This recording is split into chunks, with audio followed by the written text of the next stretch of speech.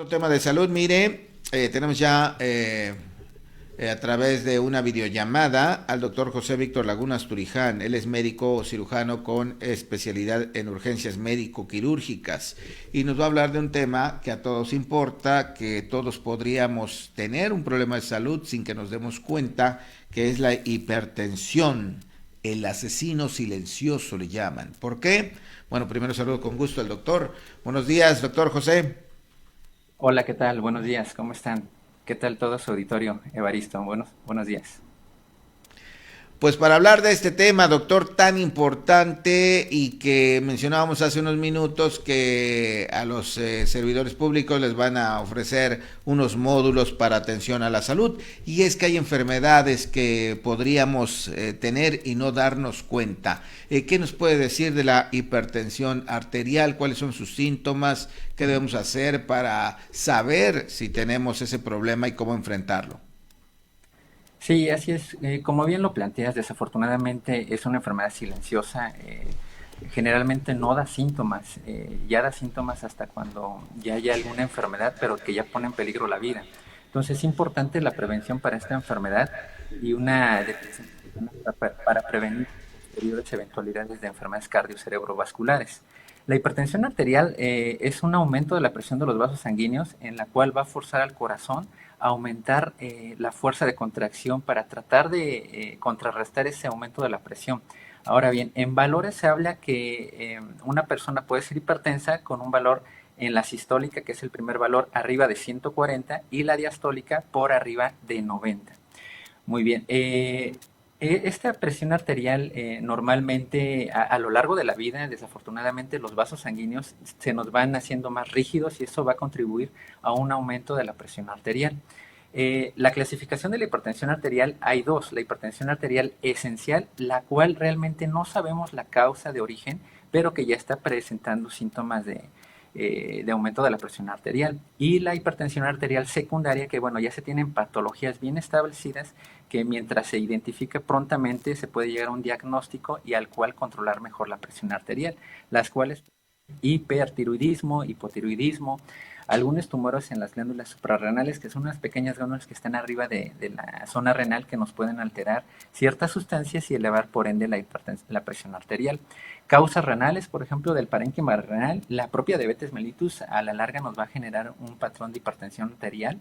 Unas infecciones recurrentes en la región renal nos puede generar un proceso fibrótico a nivel renal y por ende aumentar la presión arterial. Algunas enfermedades autoinmunes, por ejemplo el lupus eritematoso sistémico, nos puede ocasionar una patología renal y por ende una hipertensión arterial. Ahora bien, hay algunas otras entidades etiológicas realmente que son comunes, pero no vemos la magnitud o no las podemos a veces diagnosticar de forma temprana, que es, por ejemplo, la apnea obstructiva del sueño. Realmente los pacientes o las personas que están presentando ronquidos frecuentes durante la noche, que realmente no descansan, muy probablemente ya son pacientes con hipertensión arterial que desafortunadamente no ha dado síntomas. Sustancias de abuso, por ejemplo, cocaína, anfetaminas, son otros pacientes, otras personas que pueden elevar la presión arterial. También el uso desmedido de anticonceptivos orales nos puede incrementar la presión arterial. Ahora bien, hay factores de riesgo a lo largo de la vida de toda la población que nos pueden incrementar un riesgo de padecerla, por ejemplo, la obesidad, el sedentarismo, el que no realicemos ejercicio regularmente por semana. Actualmente está indicado que debemos de realizar entre 30 a 50 minutos de un ejercicio aeróbico entre 5 a 7 días. Entonces, es una sumatoria de todos estos factores de riesgo que a la larga nos va a dar aumento de la resistencia de estos vasos periféricos, que realmente el ejercicio lo que hace es aumentar la dinámica del corazón y tener una mejor circulación sanguínea para que, bueno, tengamos menos riesgo de padecerla. El tabaquismo es una entidad desafortunadamente ya bien establecida que nos puede dar a la larga hipertensión arterial. El uso, la ingesta, perdón, de bebidas alcohólicas también nos puede dar una alteración de la presión arterial. Y sin embargo también el estrés, ¿no? Desafortunadamente es algo que a lo mejor vemos normal a lo largo de la vida, ya sea en la ciudad, en los municipios, que nos van a generar un cierto factor de estrés que los vasos sanguíneos nos van a resentir y nos van a generar hipertensión arterial. Ahora bien, como bien decías, es una enfermedad silenciosa que desafortunadamente no va a darte síntomas de manera inicial. Mira, desafortunadamente nosotros como buen organismo que tenemos fisiológicamente se va acostumbrando a ciertos niveles de presión arterial a lo largo de la vida. Entonces, realmente de manera inicial no nos da sintomatología. Desafortunadamente, cuando nos da sintomatología, seguramente ya tienen algunos años de hipertensión arterial. En cuanto a la incidencia a nivel nacional, se habla aproximadamente de unos 30 millones de mexicanos que la padecemos. Sin embargo, solo aproximadamente, por decir algún número, una incidencia de 12.4 millones que realmente conoce que tiene hipertensión y todo lo demás no lo conoce aún que tiene hipertensión arterial. Ahora bien, realmente los síntomas cuando ya está establecida la presión y que ésta se eleva por arriba de lo que normalmente ya se acostumbró su organismo, estamos hablando de síntomas como tal, un dolor de cabeza, un zumbido de oídos, que empiezan a ver lucecitas, se llaman fosfenos. Eso nos podría indicar que algo está pasando en la presión arterial. Muy bien, en esta cuestión muchas veces los pacientes o las personas piensan que a lo mejor es un factor de estrés y que dicen, bueno, se me va a pasar posteriormente. Entonces, aquí es una ventana para el diagnóstico de la presión arterial. Entonces, es muy importante la prevención a ese nivel para que la población se esté tomando la presión arterial de forma cotidiana. Ahora bien, yo sí les recomendaría que se tomaran la presión arterial las personas que al menos tienen algún factor de riesgo cada 3 a 6 meses. Afortunadamente, dentro de todo lo malo que nos ha traído esta pandemia, yo creo que nos ha traído un medio de autocuidado en el cual seguramente la mayoría parte de familias ya tiene un oxímetro en su domicilio. Es prioritario también tener un baumanómetro para tener ciertos niveles de presión arterial de mediciones. Ahora bien, tenemos afortunadamente muchos recursos para las mediciones de presión arterial, los centros de salud, incluso las farmacias en la cual podemos prevenir y diagnosticar tempranamente para así reducir el riesgo a largo plazo, mediano plazo de un infarto agudo al corazón, de un evento cerebrovascular e inclusive de un propio daño del corazón que se llama insuficiencia cardíaca o una insuficiencia renal secundaria a la hipertensión arterial. Pues realmente tenemos que reducir a todos los factores de riesgo para llevar a cabo una adecuada detección. Recordemos nuevamente los valores, arriba de 140 la sistólica y por arriba de 90 la diastólica, y es un factor de riesgo en el cual nos podemos guiar para dar un seguimiento con algún médico que ustedes tengan de confianza para diagnosticar prontamente. Ahora bien, en cuanto al tratamiento de la hipertensión arterial, realmente es multifactorial. Sin embargo, como toda enfermedad, tenemos que ver al paciente integralmente. Las recomendaciones generales para disminuir los factores de riesgo y que te conlleven a una hipertensión arterial, disminuir la ingesta de sal es prioritario. Realmente es algo tan esencial y tan esencial que a veces ponemos en la misma dieta que tenemos que reducirlo al mínimo. El ejercicio nos va a ayudar a la larga a tener una prevención adecuada de esta hipertensión arterial, pero ejercicio aeróbico. Ahora bien, junto con este diagnóstico de la hipertensión arterial, cuando se está haciendo pues una detección temprana, tenemos que ver también los niveles de colesterol, de triglicéridos, cómo realmente se está comportando su organismo y tratar de reducirlos para controlarlos lo mejor que podamos y llevar a cabo un adecuado tratamiento de la misma enfermedad. Un tema bastante amplio que nos ha ilustrado bastante bien, doctor, y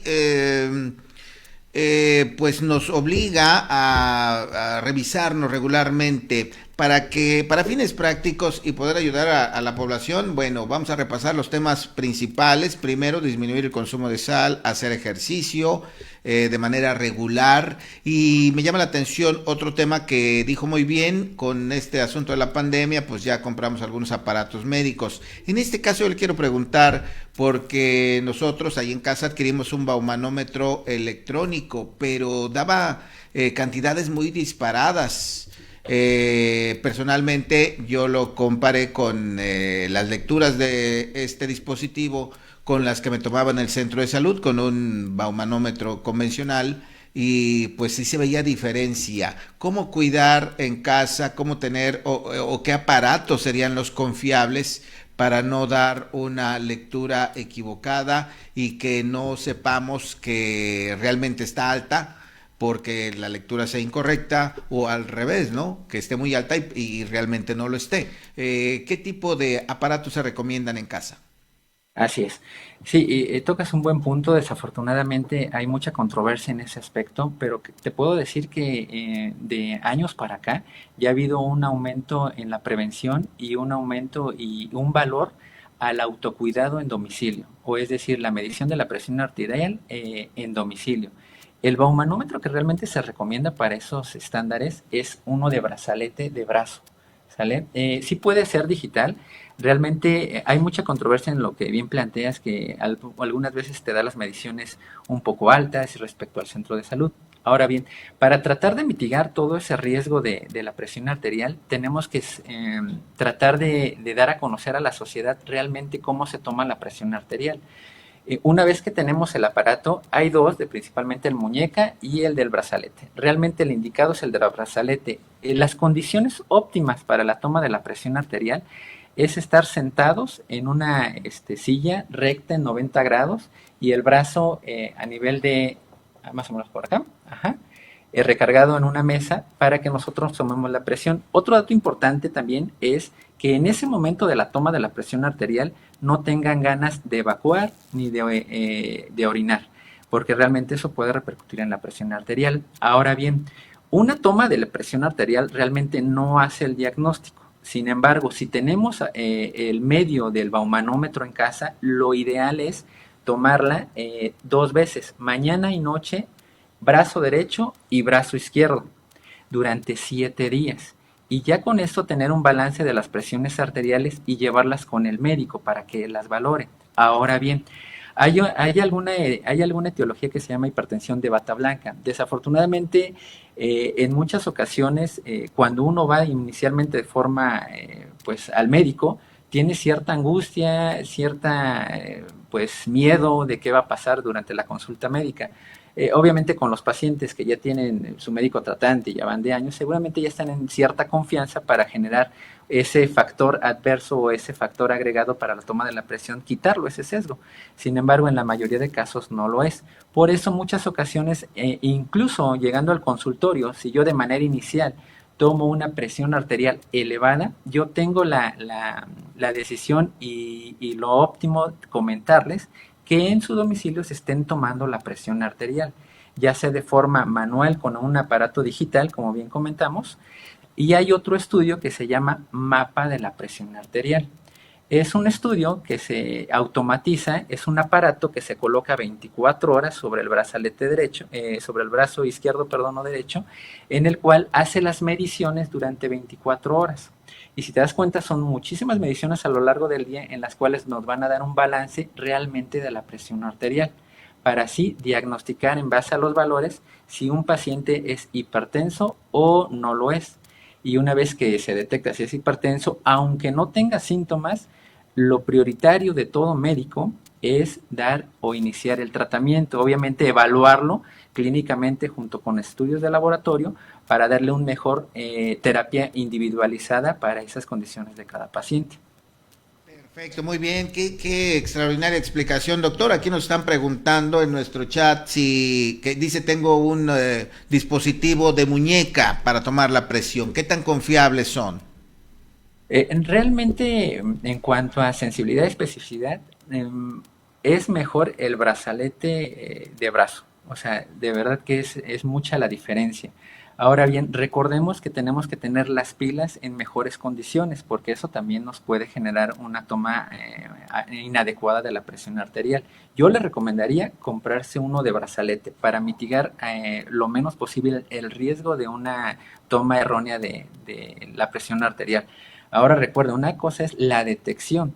Tenemos que de forma inicial detectarla con esos valores de la presión arterial y ya llevarla a un experto médico para que, bueno, te diga lo que seguiría para el diagnóstico de la hipertensión arterial.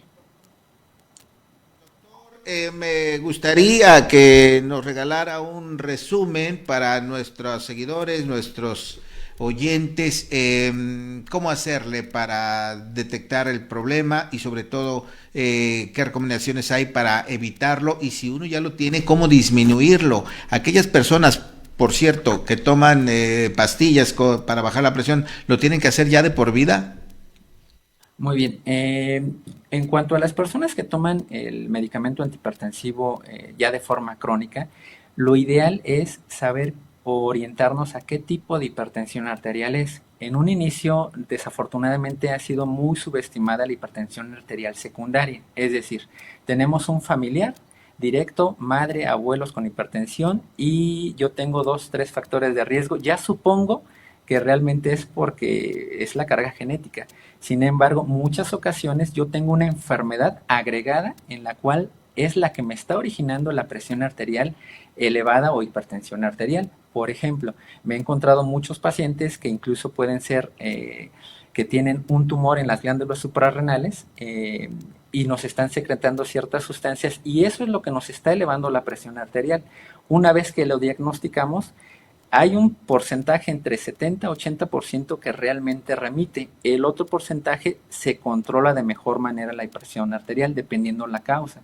Otra causa de hipertensión arterial secundaria demasiado común que desafortunadamente también se subdiagnostica o no se diagnostica de forma adecuada es el trastorno de apnea obstructiva del sueño, que es el SAOS, las cuales, por ejemplo, son pacientes que roncan mucho, que lo vemos normal y que si se hace un buen diagnóstico podemos llegar a la causa directa de la hipertensión arterial y se puede corregir a la larga. También es importante recalcar que los factores de riesgo juegan un papel primordial en el manejo y tratamiento de la hipertensión arterial. Es decir, una pastillita no va a curar realmente o va a manejar o va a controlar la presión arterial. Necesitamos modificar realmente el estilo de vida, el peso, el ejercicio, la nutrición. Realmente es un equipo multidisciplinario y yo le agrego multidisciplinario incluso al mismo paciente, porque realmente de él va a depender, junto con nosotros como médicos, que esta terapéutica funcione.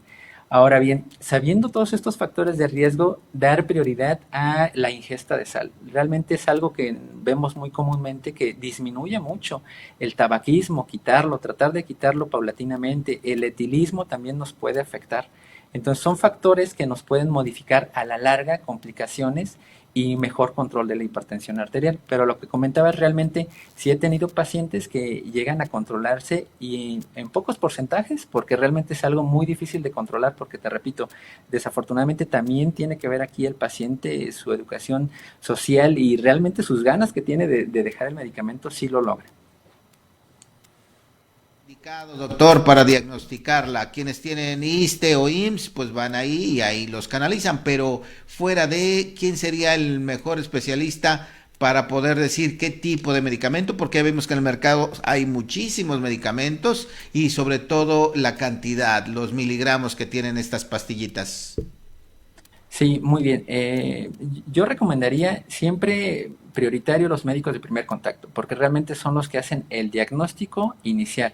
Ahora bien, de manera inicial, cuando un paciente, como bien comentas, no tiene pues servicios de salud, como bien comentas, la especialidad que podría ser encaminada podría ser urgencias médico-quirúrgicas, medicina interna y cardiología. Son los médicos que somos los que más capacitación tenemos al respecto del seguimiento y tratamiento de la hipertensión arterial. Perfecto, muchas gracias, doctor José Víctor Lagunas Turiján, por toda esta amplia explicación, muy provechosa, muy útil. Ojalá sigamos en contacto para más temas. Por lo pronto le queremos agradecer toda esta explicación y bueno, estar atentos cada uno de nosotros a nuestra salud. Lo ha dicho muy claro: evitar la sal, cuidar nuestros niveles de triglicéridos, colesterol, hacer ejercicio, cambiar nuestros hábitos si es que ya vamos en ese camino de la hipertensión para tener una mejor calidad de vida. Muchas gracias, doctor. Gracias a ustedes por la invitación y un saludo a toda su audiencia de Cadena Sur Multimedios. Lagunas Turiján está adscrito al servicio de urgencias en el Hospital General de la Zona número 76 del Instituto Mexicano del Seguro Social del Estado de México. Él es de Jojutla. es de Jojutla. Usted recordará que durante la pandemia aquí le compartimos que recibió la condecoración Miguel Hidalgo en grado de cruz por parte del gobierno federal por su atención a los pacientes con COVID. Y hoy lo tuvimos aquí para hablar de un tema siempre vigente y que debemos atender.